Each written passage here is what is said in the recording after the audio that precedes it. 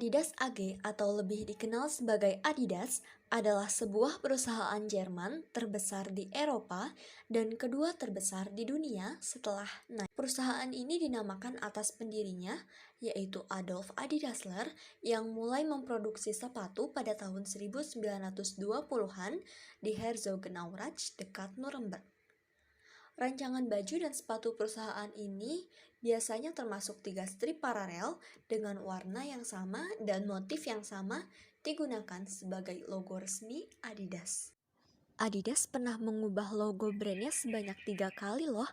Apa aja sih itu? Yang pertama, logo 3 garis.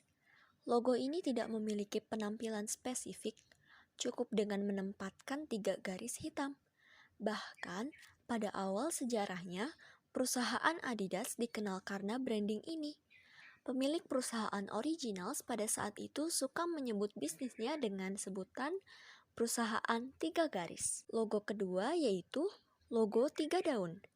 Tema baru dari 3 garis masih terlihat, baik di daun yang keluar dari logo maupun 3 garis yang menyeberang secara diagonal. Dipilih karena perusahaan menginginkan logo yang mewakili fakta bahwa merek jauh lebih besar dan lebih beragam sambil mempertahankan penampilan zaman klasik. Logo yang ketiga yaitu logo 3 bar. Logo terbaru ini mewakili beberapa peralatan terbaik yang dijual. Logo ini lebih dari yang lain memiliki banyak arti. Perusahaan menjaga 3 garis asli membuat mereka terkenal, tapi juga menambahkan sesuatu untuk memberikan logo ini kekuatan. Logo baru menyerupai gunung, seperti menantang orang yang membeli produk Adidas untuk mendorong diri. Logo terbaru ini muncul di banyak peralatan olahraga. Pertama kali berdiri di Herzogenaurach, Jerman, di tahun 1920-an oleh dua bersaudara yaitu Adolf Adi Dassler dan Rudolf Dassler. Sebelum memproduksi serangkaian aparel dari sepatu sneakers hingga pakaian ini, Adi memproduksi selop. Hingga suatu hari, Adi merancang sepasang sepatu olahraga dan berhasil karena kualitas sepatu yang dihasilkannya sangat tinggi. Akhirnya bisnis tersebut mulai membuahkan hasil. Pada tahun 1924, Adi Dassler dan saudaranya, Rudolf Dassler, mendirikan Dassler Brothers OGH, yang nantinya menjadi cikal bakal Adidas. Pada tahun 1927-an, Adidas berhasil merancang sepatu khusus untuk berbagai keperluan olahraga. Lalu, pada Olimpiade Amsterdam tahun 1928, Adidas membagikan secara gratis sepatu mereka kepada atlet di ajang tersebut. Sejak saat itu, dengan dukungan publisitas penyiaran dan televisi, Adidas mulai banyak dikenal. Terlebih, logo 3 strip yang khas dari Adidas sangat mudah dikenali. Komitmen Adi Dassler pada kualitas membawa Dassler Brothers dikenal sebagai produsen sepatu dengan kualitas tinggi, sehingga semakin sering dipakai oleh atlet-atlet legendaris masa itu untuk Olimpiade. Puncak kepopuleran sepatu Dassler Brothers adalah ketika Jesse Owens memakai sepatu buatan Dassler dan menjadi atlet paling sukses pada Olimpiade Berlin tahun 1930. Sejarah Adidas terus berlanjut hingga tahun 1971. Muhammad Ali dan Joe Frazier, ikon olahraga tinju pada saat itu menggunakan produk Adidas. Hal ini semakin meningkatkan popularitas Adidas. Terlebih lagi, pada Olimpiade Munich tahun 1972, yang dimana 1164 dari 1490 atlet internasional menggunakan merek Adidas. Tahun 70-an Adidas mencapai masa jayanya. Selama 68 tahun lamanya perusahaan Adidas telah menjadi bagian dari dunia olahraga di segala bidangnya dengan menawarkan sepatu, pakaian, serta beragam aksesoris pelengkap olahraga yang bernilai seni pada setiap produknya. Saat ini, perusahaan Adidas telah mengglobalisasi dan menguasai di bidang industri produk olahraga dan menawarkan portofolio yang begitu luas dari segi produk di seluruh dunia. Strategi perusahaan Adidas sangatlah simpel, yaitu memperkuat brand secara terus-menerus dan mengimprovisasi posisi kompetitif serta keuangan mereka. Aktivitas perusahaan Lebih dari 150 cabangnya dipantau langsung oleh pemimpin perusahaan di Herzogenaurach, Jerman. Tertanggal 31 Desember 2009, grup Adidas tercatat mempekerjakan sebanyak 38.982 orang selama setahun penuh. Fakta menarik tentang Adidas. Ada yang penasaran gak nih? Yuk kita bahas. Yang pertama, didirikan oleh Dassler bersaudara. Adidas didirikan oleh Dassler bersaudara yang berasal dari Jerman. Setelah bekerja sama selama bertahun-tahun di perusahaan keluarga bernama Gebrüder Dassler. Yang kedua, hampir dinamakan Adidas. Pendirinya, yakni Adolf Adi Dassler, ingin mereknya disebut Adidas. Tetapi menurut buku Barbara Smith Sneaker Wars, pendaftarannya ditolak karena sudah ada perusahaan sepatu anak-anak Jerman dengan nama itu. Yang ketiga, Jesse Owens adalah atlet pertama yang menggunakan Adidas. Selama Olimpiade 1936, Adi tahu bahwa atlet Jerman akan mengenakan sepatu berduri. Tetapi, ia bertekad untuk mencoba sepatunya untuk Jesse Owens. Setelah mencoba sepatu Adidas, Owens ketagihan dan dia menyatakan bahwa dia menginginkan sepatu itu atau tidak sama sekali. Yang keempat, 3 strip ikonik bukan dari Adidas. Dunia mengakui 3 garis sebagai merek dagang untuk Adidas sekarang. Tetapi garis-garis itu bukan milik Dassler sampai tahun 1951 ketika ia membelinya dari merek sepatu asal Finlandia yakni Karhu. Ceritanya bahwa Karhu menjual merek dagang ke Adidas untuk 2 botol whisky. Ketika Adidas berkembang menjadi brand pakaian, Adidas mengadopsi trefoil sebagai logo. Yang kelima, kesalahan terbesar Adidas. Menurut The Wall Street Journal, Jordan ingin menandatangani kontrak dengan Adidas ketika ia direkrut pada tahun 1980. Adidas dilaporkan ingin mewujudkannya, tetapi eksekutif ingin pemain yang lebih tinggi untuk mewakili mereka di dunia basket. Kehilangan Jordan adalah salah satu kesalahan terbesar dalam sejarah Adidas. 6. Siapapun dapat mengakses arsip online Adidas. Pada tahun 2013, Adidas meluncurkan arsip untuk memberikan penggemar pengalaman yang lebih dekat dengan sejarah Adidas. Situs ini beroperasi lebih seperti museum online dan menampilkan foto-foto model sepatu lama, katalog vintage, dan informasi mengenai orang-orang serta produk yang membuat perusahaan seperti sekarang. Yang ketujuh, Adidas adalah sebuah singkatan. Wah, singkatan dari apa ya? Iya, Adidas itu sebuah singkatan dari All Day I Dream About Sports, yang artinya tiap hari aku bermimpi tentang olahraga. Pendapat ini disetujui banyak orang, mengingat bila tiap huruf pertama dari kata yang terkandung dalam kalimat diambil lalu disusun akan membentuk kata Adidas. Dan juga maknanya yang mendukung semangat olahraga. Yang kedelapan, Adidas dan Puma ternyata bersaudara. Di balik kemajuan Dassler yang luar biasa, menyisakan konflik di dalam Dassler hingga akhirnya mereka memutuskan untuk berpisah pada tahun 1948. Mereka membagi perusahaan serta asetnya dan membentuk 2 perusahaan yang terpisah, yakni Adidas dan Puma. Adi Dassler memutuskan melanjutkan sendiri perusahaan, mengambil nama kecilnya Adi, dikombinasikan akhiran nama belakangnya menjadi Adidas. Sedangkan Rudolf, saudaranya, kemudian pindah dan mendirikan perusahaan olahraga miliknya yang dikenal dengan merek Puma. Perseteruan itu berlangsung selama beberapa dekade hingga pertandingan sepak bola simbolis pada tahun 2009. Masa kemajuan dan kemunduran Adidas. Inovasi masa depan, sepatu micropacer dilengkapi dengan alat yang kini dikenal sebagai Mi Coach yang dapat menampilkan statistik performa para atlet. Dahulu, Adidas membuat hal itu di produknya. Setelah itu, grup hip hop yang bermarkas di Amerika Serikat, Run DMC, pernah merilis My Adidas, lagu top tentang kerja keras seseorang di lingkungan bermasalah dan antusiasme sejati terhadap sepatu sneakers mereka. Adidas sendiri baru saja mengetahui tentang lagu ini saat grup musik ini mengangkat sepatu 3 stripes selama konser di depan 40.000 penggemar, yang salah satu penonton konser ini adalah karyawan Adidas. Lagunya meledak.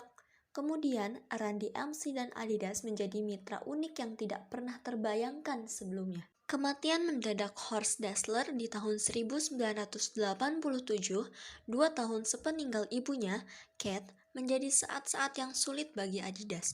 Setelah keluarga Dassler tidak lagi menangani perusahaan, kepemimpinan sempat berganti-ganti.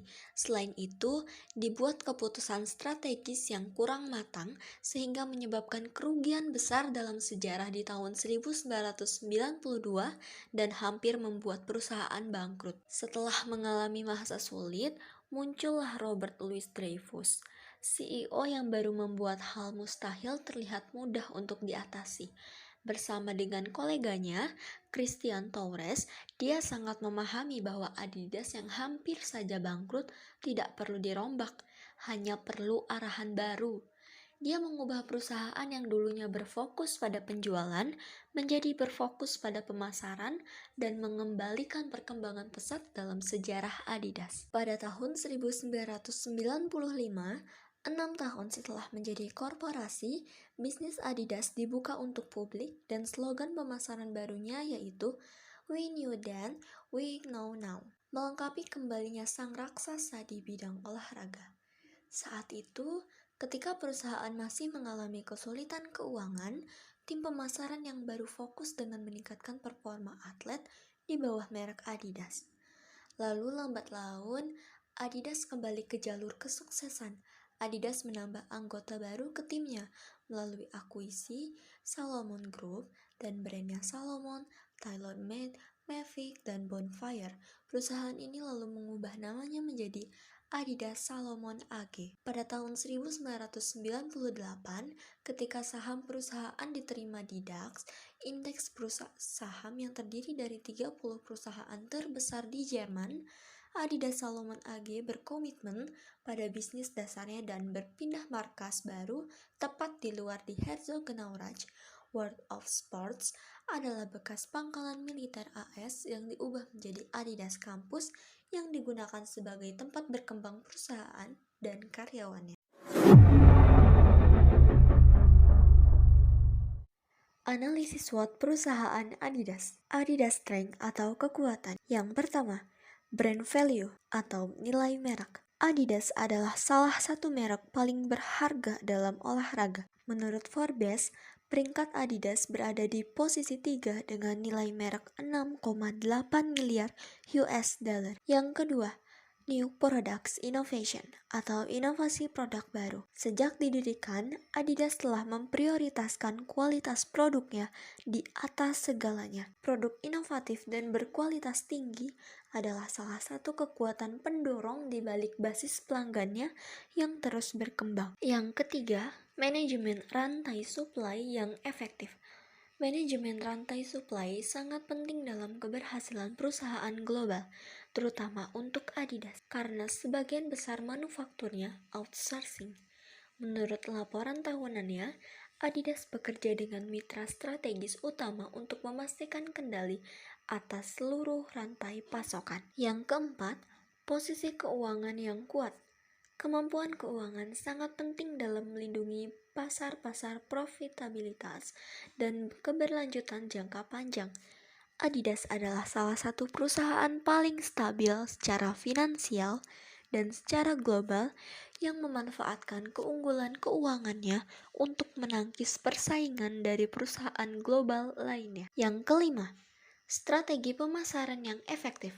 Kekuatan strategi pemasaran yang digunakan oleh Adidas berasal dari perpaduan sempurna antara promosi, iklan, dan penggunaan teknologi digital, yaitu branding melalui sponsorship internasional, persponsoran atlet terkenal, dan dukungan selebritas.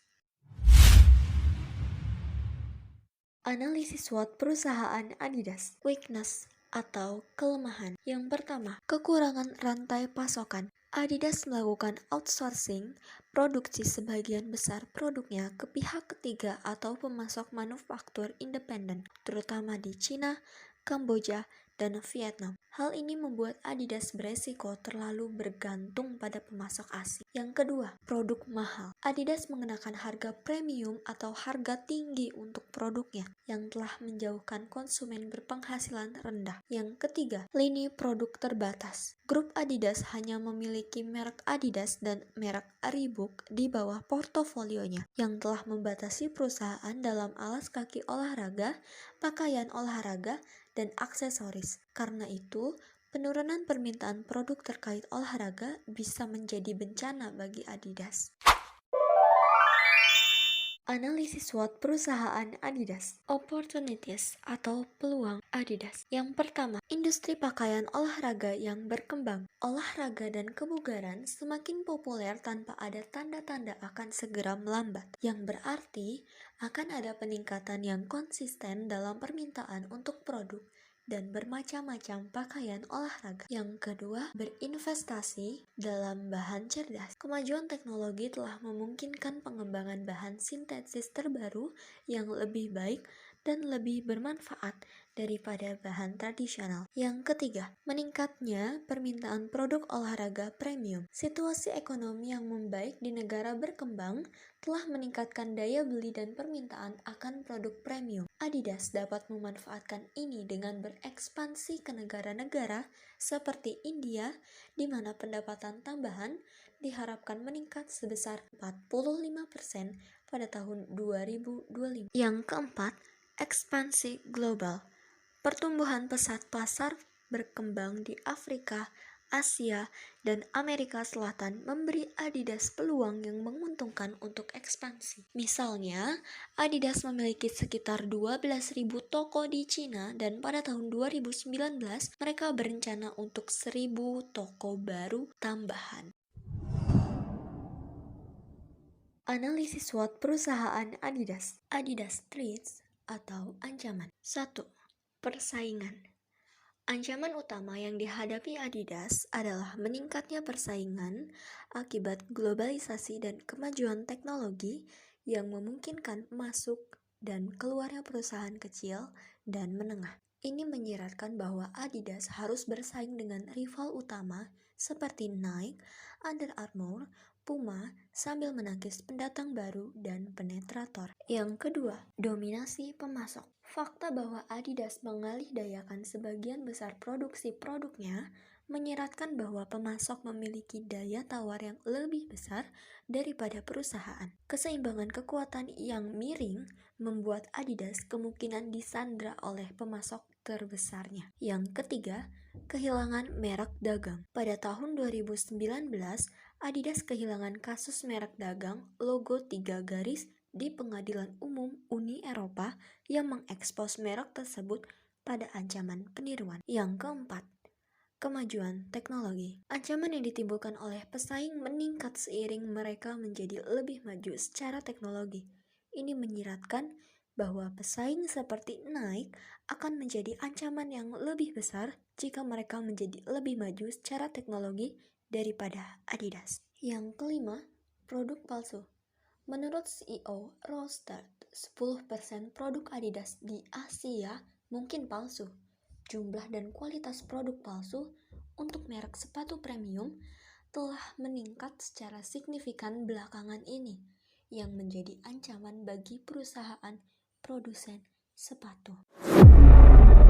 Kesimpulan, Adidas adalah sebuah perusahaan Jerman terbesar di Eropa dan kedua terbesar di dunia setelah Nike. Perusahaan ini dinamakan atas pendirinya, Adolf Adi Dassler, yang mulai memproduksi sepatu pada tahun 1920-an di Herzogenaurach dekat Nuremberg. Adidas mempunyai banyak tipe asosiasi yang membentuk suatu brand image tertentu berdasarkan pendapat-pendapat para informan. Para informan mengungkapkan banyak hal yang berbeda, namun terdapat benang merah di setiap tipe asosiasi yang kemudian dapat disimpulkan untuk mengetahui brand image Adidas. Berdasarkan kerangka konsep, pokok bahasan yang pertama yaitu mengenai pemain olahraga. Saran dibagi menjadi dua, yaitu yang pertama, saran akademis. Kekurangan dalam penelitian ini adalah kurang mendalamnya asosiasi yang dibahas karena peneliti membatasi hanya meneliti berdasarkan tipe-tipe asosiasinya. Peneliti menyarankan penelitian berikutnya dilakukan tanpa membatasi asosiasi-asosiasi yang dijadikan acuan untuk mengetahui brand image secara lebih mendalam, dan diharapkan penelitian berikutnya mengambil sampling secara umum di mana sepatu olahraga Adidas dipasarkan. Penelitian berikutnya diharapkan menggunakan metode yang berbeda dalam teknik pengumpulan data, yaitu penggunaan focus group discussion agar hasil yang diperoleh mungkin bisa lebih maksimal. Saran yang kedua, saran praktis. Berdasarkan hasil penelitian ini, strategi komunikasi yang digunakan perusahaan untuk menggait pasar di Indonesia dinilai sudah efektif karena semua informan tahu banyak mengetahui Adidas, walaupun awalnya dari orang-orang terdekat mereka. Word of mouth menjadi proses utama dalam penelitian ini yang membuat Adidas semakin dikenal luas karena para informan cenderung tidak mengetahui iklan-iklan yang dibuat Adidas. Adidas jarang melakukan kegiatan periklanan di media elektronik seperti radio dan televisi. Media luar ruang dan media cetak seperti billboard dan iklan di majalah masih menjadi media utama yang dipakai Adidas dalam berpromosi, ditambah dengan event-event berskala nasional.